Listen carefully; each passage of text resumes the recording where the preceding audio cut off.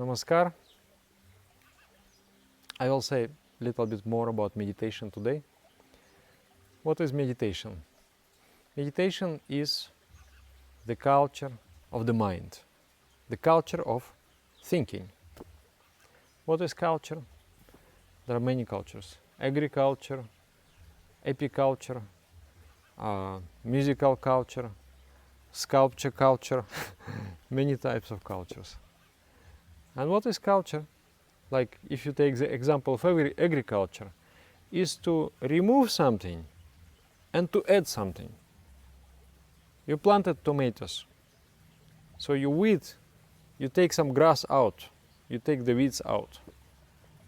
And then you water the tomato, you fertilize the tomatoes, and tomatoes will grow.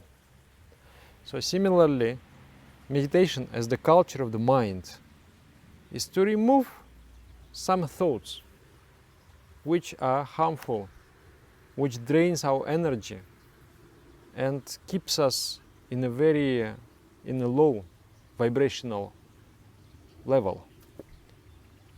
You remove those just like weeds, and then at the same time you cultivate the higher thoughts. Some person may object and may say that according to Patanjali, the founder of yoga, yoga is yoga chitta-vritti nirodha. It means the suspension of the mind is yoga. When the mind is functionless is yoga. But nirodha is not like that. Being in coma, you're also functionless. It is also the vrittis are suspended. There is no vritti, there is no expression through vritti. There is no expression through thought in the mind. But that's not the state of yoga. But rather, meditation is culture of ascending from crude thoughts to the subtler thought, to even subtler thought, to the subtlest thought. And that subtlest thought is being thoughtlessness. That the mind becomes so subtle that there is no perceivable movement. And that is termed as samadhi. So better definition, tantric definition of yoga is not yoga chitta-vritti nirodha, the suspension of the mind is yoga. Because there are many suspensions of the mind, coma, deep sleep, etc. But there is no yoga there. Yoga is unity. Sam yoga, yoga, ityukta jivatma paramatmana. The unity between soul and cosmic soul is yoga. So it is a culture. You weed out the thoughts. One teacher was explaining about meditation and about spirituality, about spiritual endeavor. Taking the example of rice, like there is a box with a little bit small plants, little grown plants, the what you call it, the seedlings, and then the farmer takes those plants and puts them into the soil, and that is meditation. You take your mind out of the crude world, out of the crude occupations, and put into the soil of spirituality. The mind was thinking small things, futile things, and now it is thinking something great, something big. That is spirituality. That is essentially yoga, is a process of yoga. And then there is a slow change in the quality, in the wavelengths of the mind. The mind is a wave. So when the waves are colliding, let's say there is a wave of the mind, and then there is the wave of the object. So you perceive an object, there is a collision of the waves are colliding. So that perception, if you are perceiving a crude object, the mind, as a result of that perception, becomes cruder. Similarly, if the mind collides with the subtler wave, the subtler thought, as a result, mind itself becomes subtler. So that's all about it. Changing the nature of the mind by accepting subtler and subtler thoughts. In theory it's very good and easy, and but in practice I don't want to think subtle thoughts. I want to think bad thoughts, crude thoughts, especially if there is a habit. The mind runs to those objects which it is accustomed to enjoy. And then subtle, to enjoy the subtle things, you have to become subtle. The crude mind cannot enjoy the subtle things. Even the subtle things are much happier, better, but the crude mind cannot enjoy them. So the crude mind is repulsed from the subtle things, feels not good about the subtle things, and it turns to the crude things. So it's a kind of vicious circle. I don't want to think about subtle things, I want to think about crude things. Another thing, so one way to approach is through the willpower. I'm not going through discipline. I'm not going to think that. I'm going to think that. And for that, the principles of Jama and Niyama are there. The principles of discipline, yogic discipline, Shaocha, the purity of the body and mind. But then, how long can you rely on your willpower? Someday you will get tired. Hopefully by that day, when you get tired, you already become subtle, so you don't feel any attraction to the crude world, and rather you feel attraction to the subtle world. I will give another metaphor. Another metaphor is gliding over the air, like a paraplane. You know paraplane? Or the deltaplane? Or the birds. You know, the birds are hovering in one place and they're not flapping the wings. They're just like that. And they are gliding over the air. And they're in that place because there is a flow, upward flow. And it is so easy to be there, airborne. So similarly, in meditation, there is this uprising flow, the current of air that moves you upward. In individual meditation, when you sit, it is says in Tantra that when the mind is scattered, when the prana is scattered, the vital force, when the intellect thinks so many thoughts, you cannot achieve the success. You cannot achieve success. So you have to focus your mind, you have to calm your prana, the vital energy. Vital energy means your body has to become calm and your breathing has to become very calm. And then you achieve the concentration. Concentration is the main thing. Once you have achieved the concentration, then that upward current is created. Simply what you need to do is to focus, you reach a very strong concentration. And then as you reach that state, and then you repeat the mantra inside, the mantra, the vibrational force of the mantra, when you repeat it with concentration, will create the upward current. On that current, your mind will glide upwards. It will, and then you can hover in the higher realm without making any effort. In that state, the mind automatically doesn't want to think anything crude, anything harmful.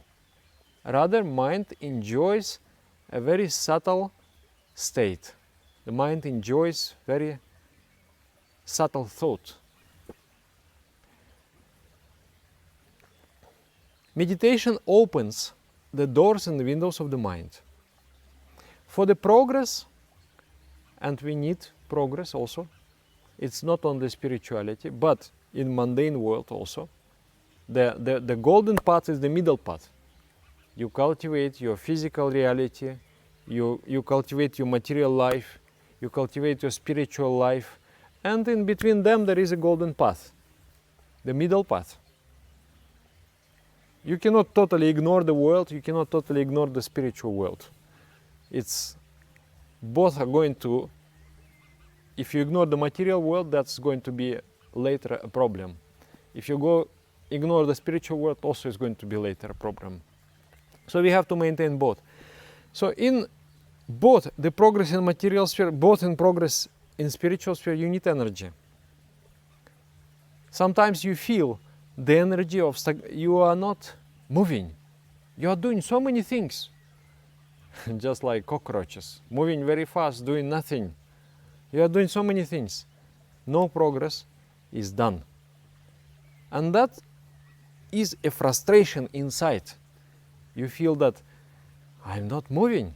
I'm just like a bull moving around the oil mill.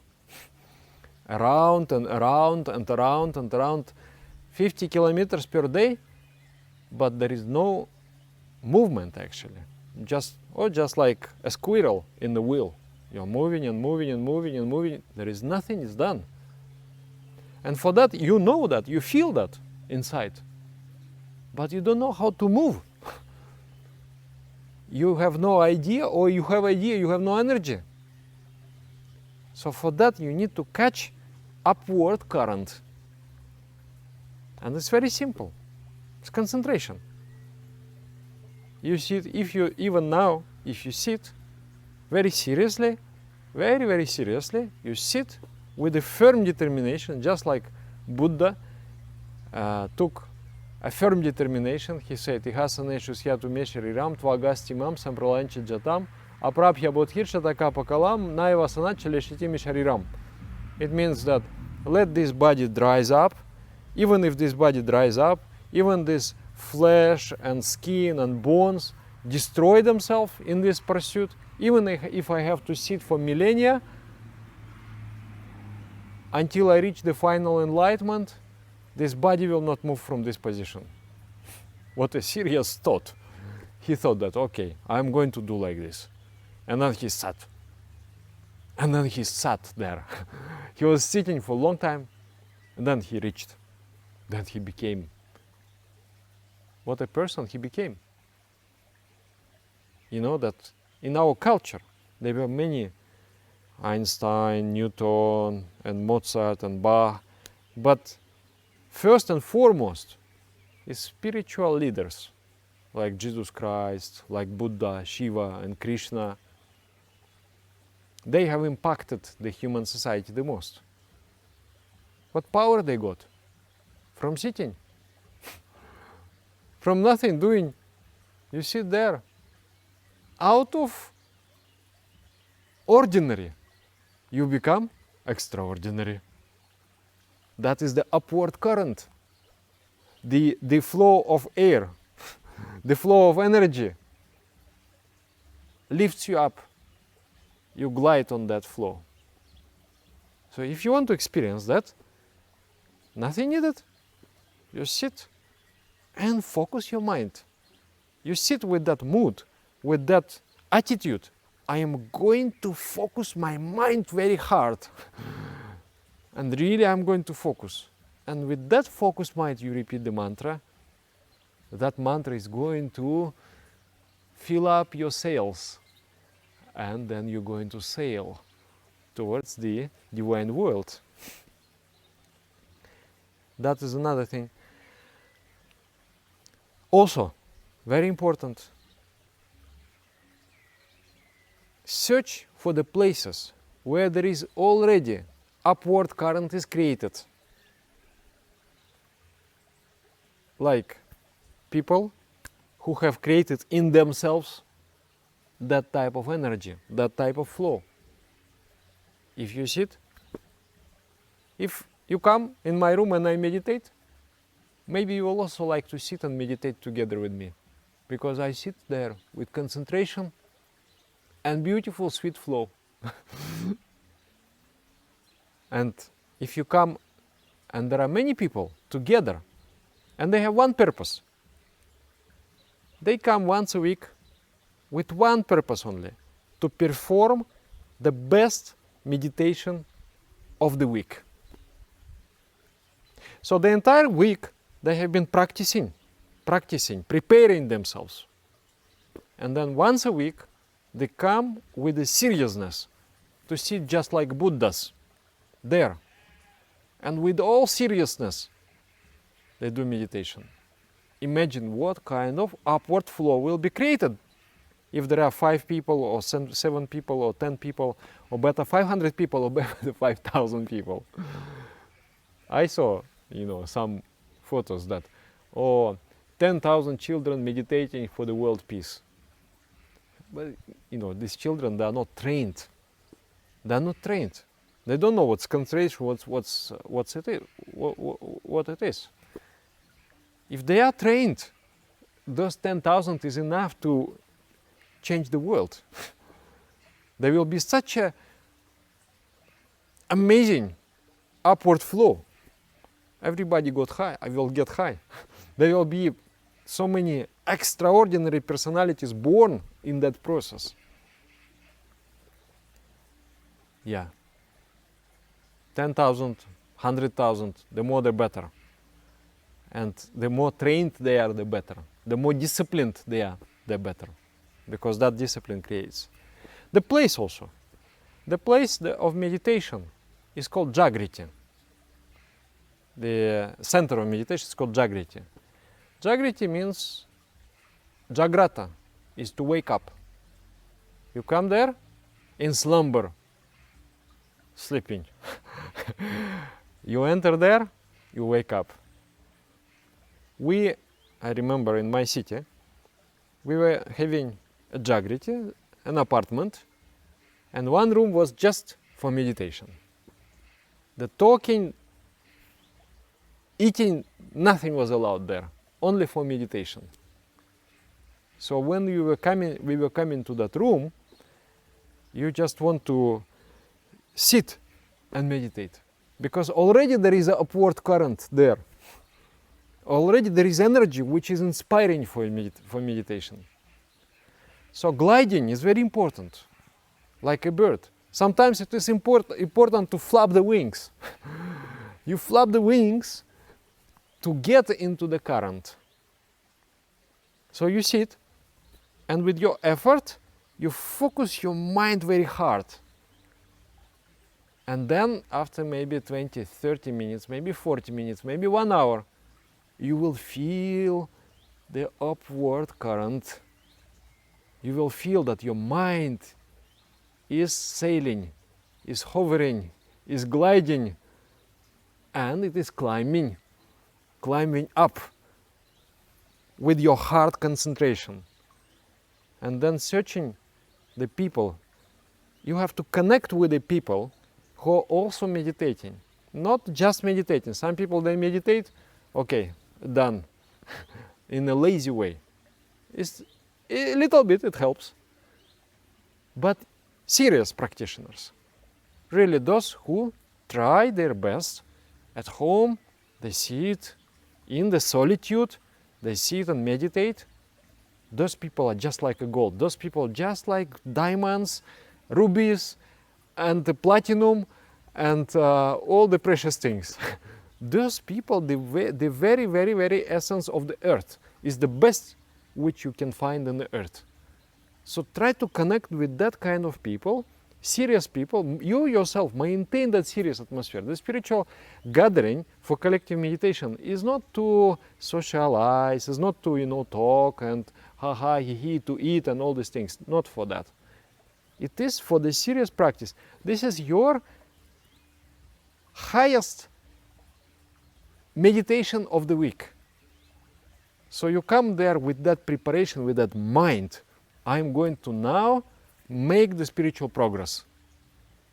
You will see. Myself, I have to do a lot of work, different work. Apart from recording videos, there are many areas I have to do.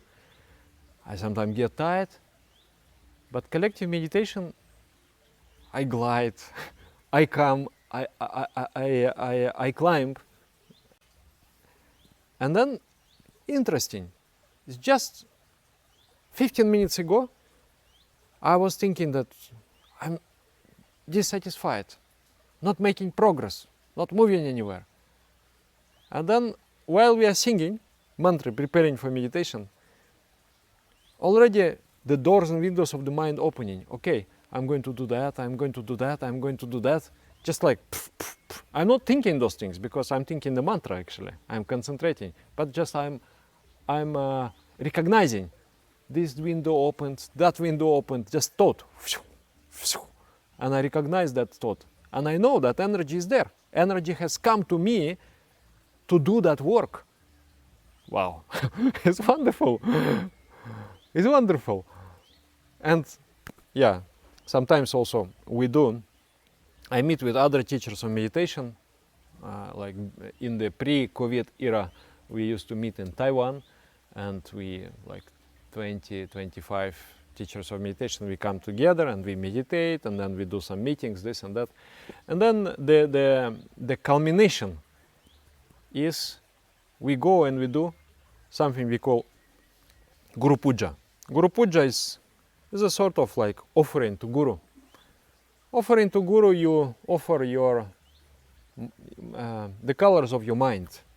Means your attachments, your desires, your repulsions, everything you want to become completely pure, you offer to Guru. And at the same time, the Guru, which is in the absolute sense is the Supreme Consciousness, blesses you. I don't know, I find very powerful that practice, that exchange between you and the Supreme Consciousness. And we do collectively with a very serious mind. And then I just feel like, okay, Sadananda, you are blessed now. Go do your work. I feel like I got a seed of progress in me. And then I go do the work. So meditation is the culture of the mind. Like, yeah, we like the material culture, you know? Beautiful houses, nicely cut grass on the lawn, and the roads, everything, we like that, you know, it's proper. Nobody will deny the importance of material culture. Nobody likes to live a chaotic life. Well, what about the mind? But to the mind we don't pay attention so much. So the culture of the mind is very important. Disciplined mind, clean mind. Like maybe some people, if they come to their mind, to visit their mind, oh, there is broken roads and the pig there sitting in the mud and some drunken man going and singing the songs. Everything is broken. The fence is like this and the house is completely twisted. The atmosphere in the mind. I'm making a joke and I'm making it like a metaphor. So as in material sphere we like everything proper, so in the mind everything has to be proper. The mind has to become disciplined and high, gliding very high. So for that we need to catch the upward current. Upward current. And how to catch? By focusing, thus you create the current in you. And then find the people who are also focusing. And some people, they don't, let's say, some person, he is not meditating right now, this moment, he is not focusing. Maybe he is cooking some. And maybe even he is shouting in someone, he's scolding someone. But that person already has created the upward current. He is the flow, or she is the flow. One of my friends, she sometimes likes to scold people. What are you doing? This is not proper. And but when she's scolding, I feel so sweet, no? There is an upward current in her. She has become flow. She has become spiritual. So whatever she's scolding or smiling or shouting doesn't matter, because the flow already created. So you just open your wings and you fly upwards, you glide upwards. So it is important to find people like this. It is important to find serious practitioners. And then sometimes serious practitioners becomes unserious practitioners, not serious practitioners. They become tired from practice, it's an effort. It is a big loss if we lose somebody out of practice. It's a big loss for collectivity. So we have to maintain, we have to try to keep inspiring each other. No, don't stop. Don't stop. These difficulties will pass. Let's do together. We have to maintain the flow in each one of us, because the more practitioners become, the more the practitioners are there, the richer becomes spiritual world. We all become richer in the spiritual sense, because the atmosphere for flying is there. Also there is an upward current. There is also downward current. Some people just like a downward current, with the bad thoughts, with the crude mind. So you go closer to them, the whirlpool will suck you down. So this is also important to avoid. So it's a navigation in the air. You are the navigator. You are the pilot flying the aerial terrain. Huh? Like this.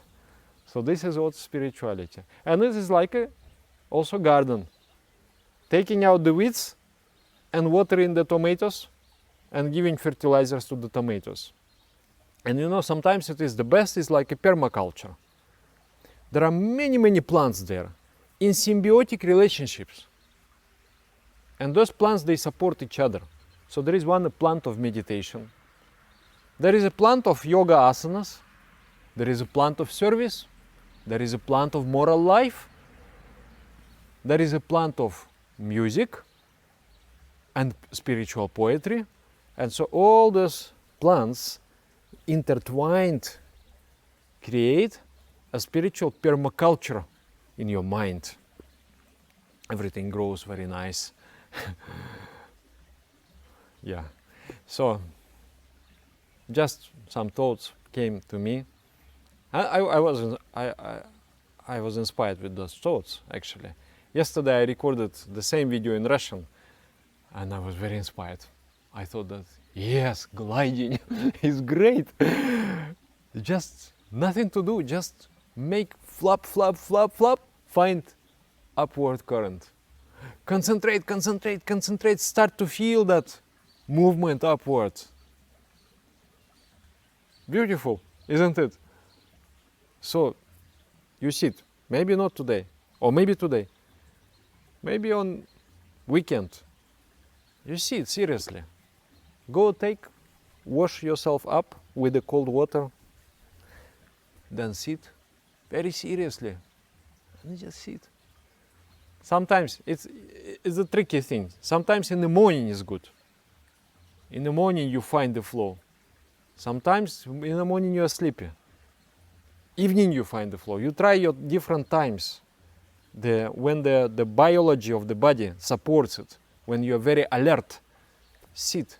I mean, we have to sit twice a day at least for meditation. That's the best. Or even 3 times a day is good.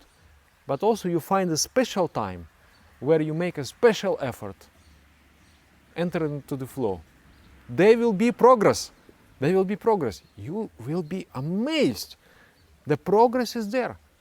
The progress comes to you as a seed. It's just like a seed. You plant the seed and it will grow into the tree. So there will be a seed of progress. And then you just have to manifest it, nothing else to do. But without seed, you cultivate the barren land, nothing. I do like a squirrel, running, nothing happens. Are you not tired of this kind of life, that you do so many things, but not real progress? You want real progress because everybody wants that. So get the seeds of progress in the form of spiritual energy through the flow and meditation, in meditation, and through cooperating with, combining your efforts with other meditators. But you have to be serious. It's not like formality, it's not social, it's not for chatting, not for socializing. It is for spiritual practice, the collective meditation. Okay, namaskar.